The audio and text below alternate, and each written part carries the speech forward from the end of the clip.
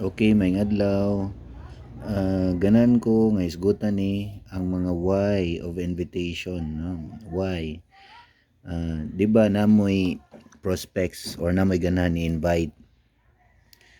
Dayon usahay dili nimo tanan ilista nganong ka to. Ikaw mismo nagpili sa imong gilista sa kadaghan sa imong friends or kaila. Nganong kana ra na imong gilista? So ikaw mismo kabalo na ka nga dili pwede tanan imong imbitaron, di ba? Pero akong isgutan karon unsay mga nindot nga imong hunaw-hunaon kung kinsay imong imbitaron or nganong kana siya imong imbitaron. So una, imbitara ang imong close pwede ni kaila or pwede pamilya.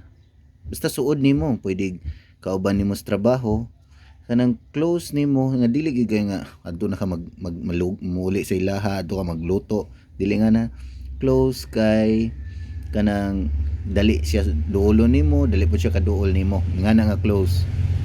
Ang sunod nga imuhang imbitaron nga kinahanglan naa ani or kaya mangita og paagi para ani. Kay syempre negosyo man naginipuhunan. So kani ang rason nganong kani atong unahon, wala ta nagpili og kuan kanang kinsay nindot nga imbitaron. Pero kung ganahan ka mas mudali ta og lihok, unahon sa tani. Sa tanan nimo kaila unahon sa taning mga naing ani. Apilon dato nato unya ang mga bisag walay ani, tabangan dato to sila. Kay kung maka paapil na tag mga tawo nga naing ani, unya apilon dato sila, matabangan na to dali, di ba? Kadong walay ani.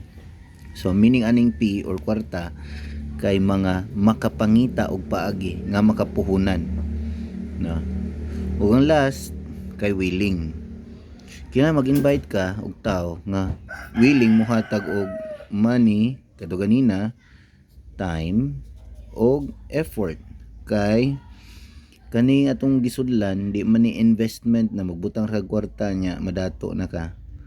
Kinahanglan ang imong inviton kanang naa siya'y pangandoy siyang kinabuhi nga kung moapil siya ani andam siya mo invest sa money niya, sa time niya o sa effort. So kanay mong gilista karon, tanawa kung nasuod ba na aning tulo. Kung nasuod siya anang tulo, mo na imuhang mga best prospects. So kadtong nag-una nimo nga lista hinday kana mo na gitawag mo best 1, best 2, ilista gid nimo, na ilista. Nganong ilista? Kay mo na nasuod ani. Okay? So salamat.